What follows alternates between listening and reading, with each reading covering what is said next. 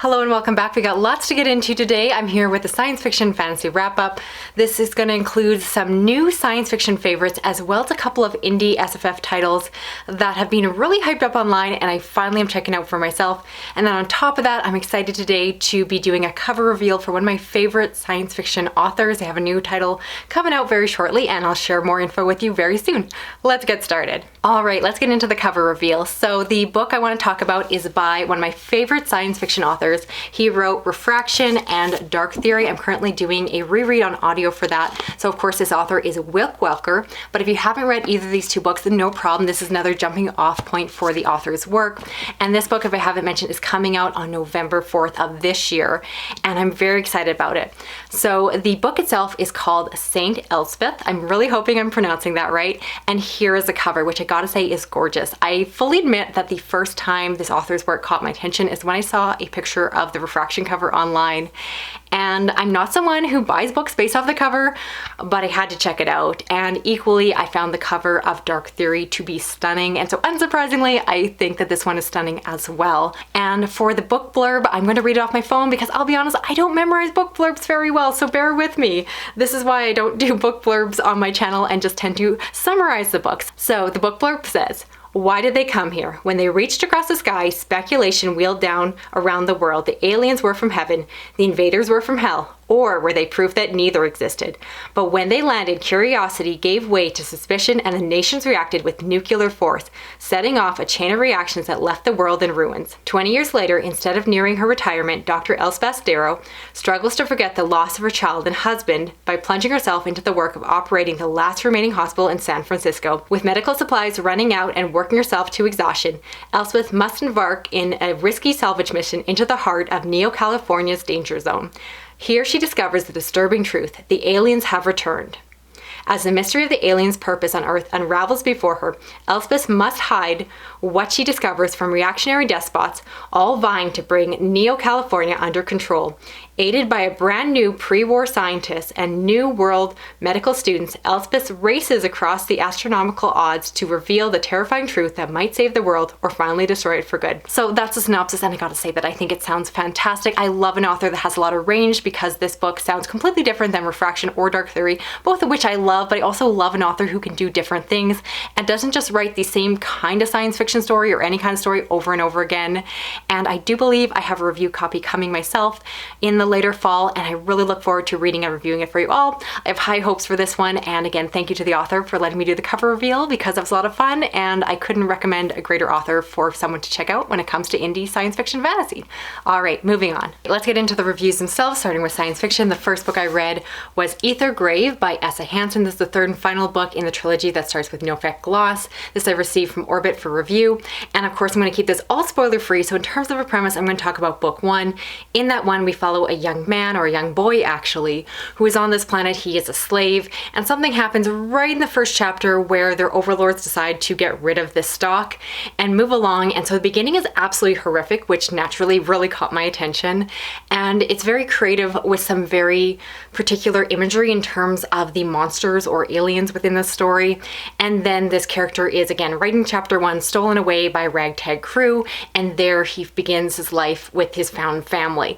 Now, it's a beginning that I really love, which my criticism of book one is the fact that I felt like it turned into a very classic space opera hitting on the tropes of found family in a way that I love, but is also very, very predictable and tropey. So I had things that I loved about book one and things that I didn't completely love, but I did continue on with the series. Book two really caught my attention. I felt like the world building really worked a lot better, and also the character progressed. So in the first book, they are very naive. They're of course young and have not seen the galaxy up until that point, so I found it frustrating. It was a good way for the author to introduce a lot of the ideas because they had to explain everything to this young man, but because of that, I found him a little bit annoying. Thankfully, in book two, he really matures up. He has seen the world, and the story gets more complex. The world is more complex, and in book three, that just continues. This is definitely my favorite of the three books. I feel like this author just gets better and better with each one, and it really leans into the kind of science fiction that I love, where the world building is very rich, and it doesn't feel like just this shallow surface level science fiction aesthetic, but instead a really deep thought out world where we as the reader don't have everything spoon-fed to us. We have to kind of figure out how everything works, and we don't necessarily even know how everything works, but it feels like the author does, or at least has the ideas behind it. So it feels, again, rich and deep. And I really like the main character, which is, again, a lot to say for the fact that I found him super annoying in book one. But he's really grown into his own. I felt his motivations, and I just really love this story. I felt like it had some gripping peaks and climaxes, and again, I can't say anything, but I was really satisfied by the ending to this trilogy. I can be really hard to please when it comes to series enders. I tend to give a lot of disappointing reviews to the end of series, but I can happily say that if you start the series, it's worth finishing, and if you haven't started yet, do start back at No Fit Gloss. It just gets better from there. Even though that is a good debut, it just builds and builds from there, so I hope you enjoy it as much as I did. Next, I read the first book in the Neon Ghost series by Daniel Greene. This is a book that I read through Kindle Unlimited, so it wasn't a review copy. I picked up a month of KU, and this is one of the first books I picked up just because there was so much hype online. Now, for disclosure, I do watch the author's YouTube channel. I think a lot of us do online, and so I am biased in that way that I enjoy some of his content. I find his review videos helpful to help me figure out when I want to read a book or not, but I don't have a personal relationship with him, and so keep that all in mind, because I think a lot of people give a disclaimer that all their reviews are honest, but I think it's important to differentiate that you can be honest but still be biased, and I really feel like a lot of reviewers confuse the two, especially when they're reviewing books by close friends and family, etc. But moving on to the actual story, this follows an apprentice detective who is moving towards getting their full license, and so they are doing this job where they're investigating this kidnapping. As is always the case with these crime noir stories, there is something more going on, so when something seems simple, they find out that's just one piece of the puzzle, and then this larger story is revealed to them. Now, this is my first time reading the author. I know they've done a fantasy mystery before, Breach of Peace, and I think there's a sequel to that, but given the genre, I'm just not a big fan of like fantasy noir mysteries, so I never read that one, but I do, of course, read science fiction, so I was curious to see what the author would do there. It's interesting because, again, I'm biased. I've seen the author's previous videos talking about science fiction, and I know that at least in the past, in previous years, they've talked about their preference for older science fiction, things like Foundation, and a lot of the classics that are much more about the ideas as opposed to the formula for modern science fiction, which is arguably more accessible to other readers, especially fantasy readers. And so I do find it interesting that my argument with this book is that it is much more reminiscent of the trends that are happening right now in sci-fi, where there is aesthetics going on, there's talk of augments and different kinds of science and technology behind everything, but it's really very surface level, and it's really just there to be behind the scenes at the core of the story. It's really a mystery story. So I do think it's interesting that he chooses to write something that is different than what he describes to be his preference when it comes to fantasy and science fiction.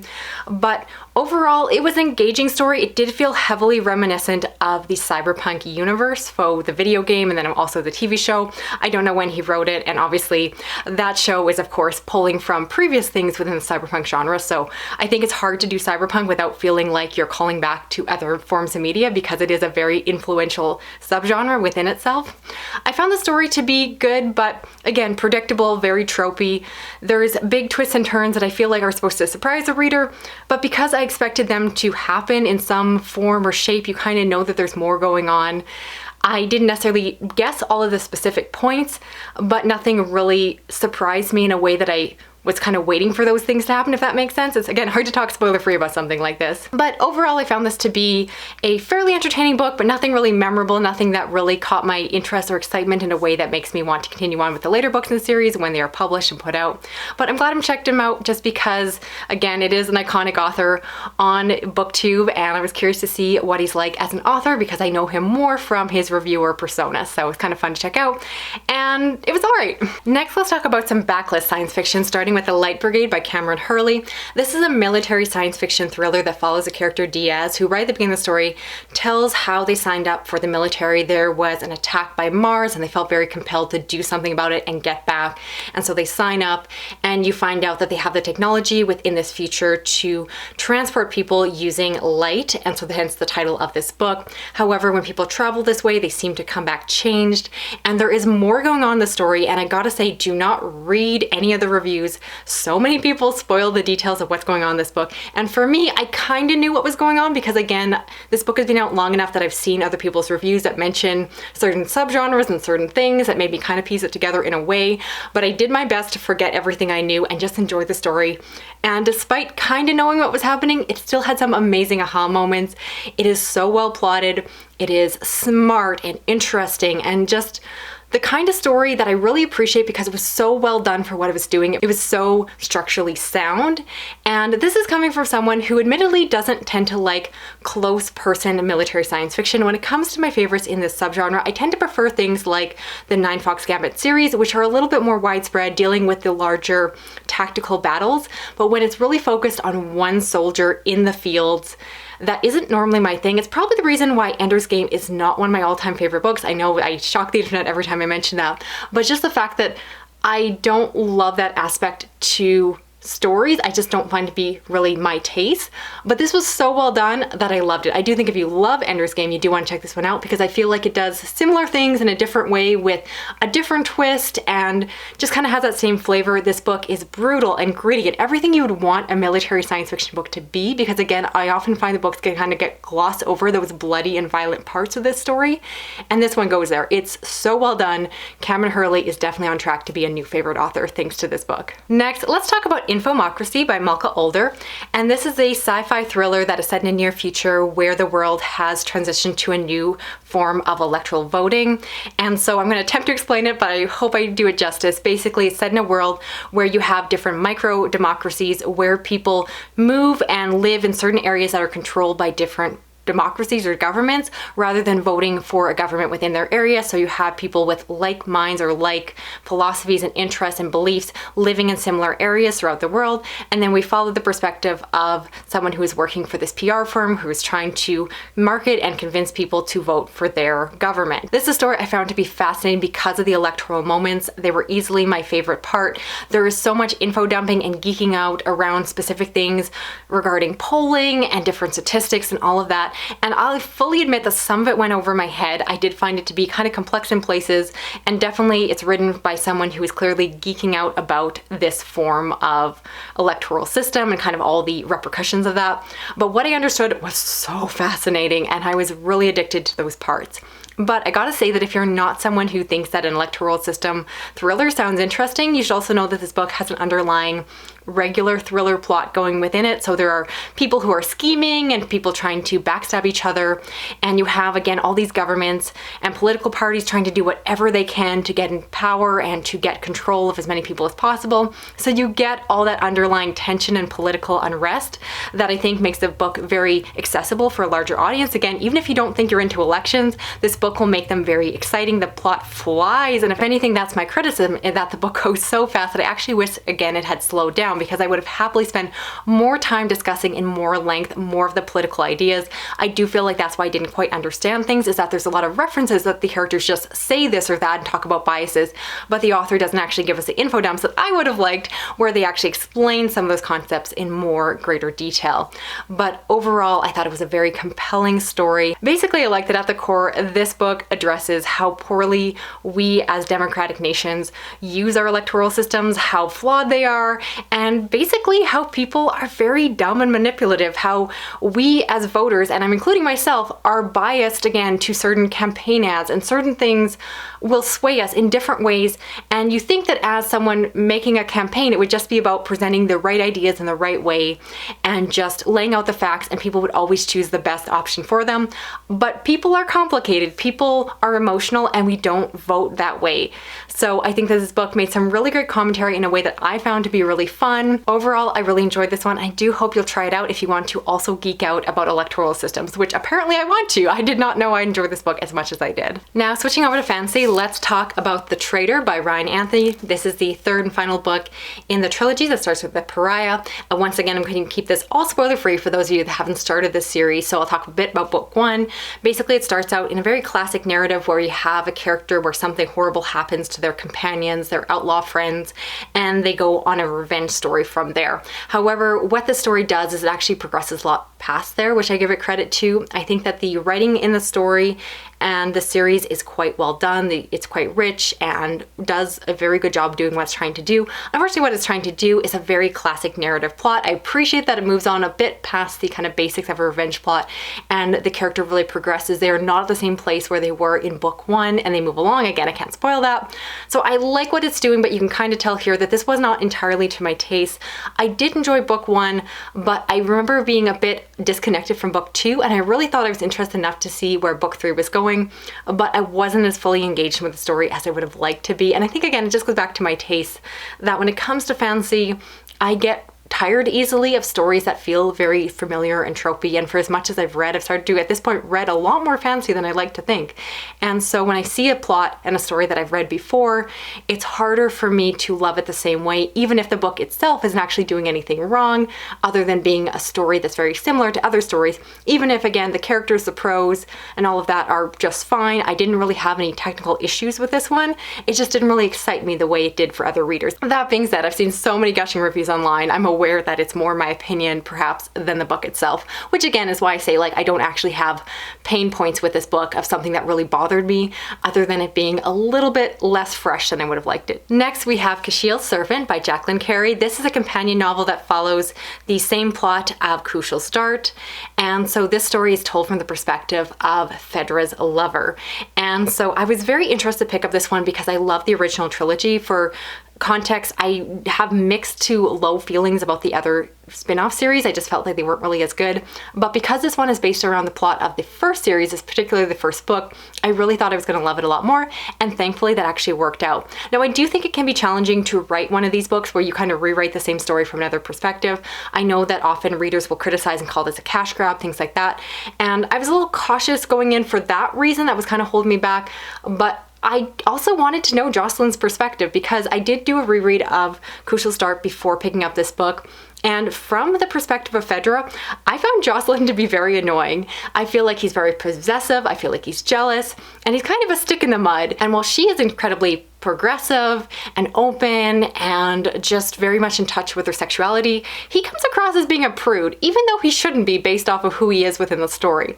And so I liked reading this one because the author actually did a great job of actually making me like Jocelyn. So I do feel like they reframed the character. We got to see him when he was younger and his backstory, just as we got to see Phaedra's in the first book. And then as you see them together, of course, what we're getting is what I was missing before, is you're getting to hear what's in his head.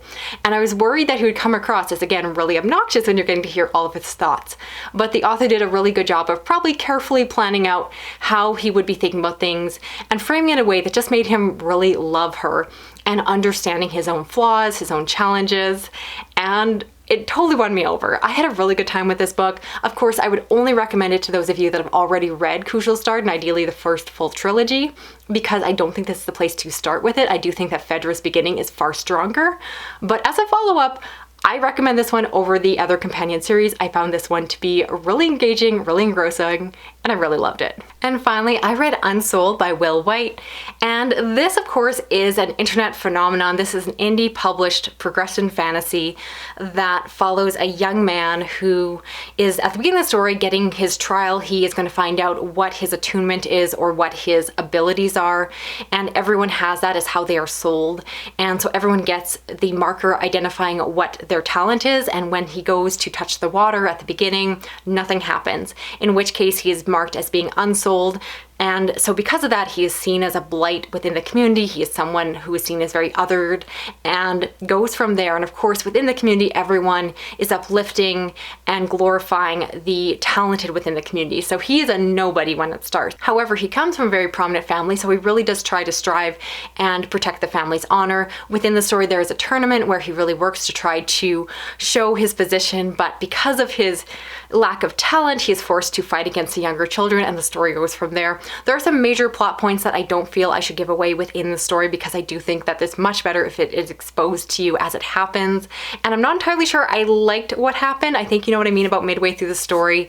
And it's just a plot choice that I found kind of took away a lot of the stakes of the story. As soon as you show the author's hand and show what can happen within the story, I feel like nothing else after that kind of has as much pressure. I don't worry for the characters when you start doing things like that. It kind of takes it away. But that being said, one of my favorite shonen anime and manga is Dragon Ball, so I can make that same argument about that show and manga. So keep that in mind, that I guess I wasn't really super impressed by this first volume. I did find it to be very juvenile, very young. The writing is simplistic. I wasn't really expecting it to be of a literary status, and I've heard the author gets better as the books go. So my question is, should I keep going with the series? I'll be honest, usually when I find a first book pretty lackluster, I do DNF it. I DNF series all the time. If I like the first book and I don't like the second, I let it go.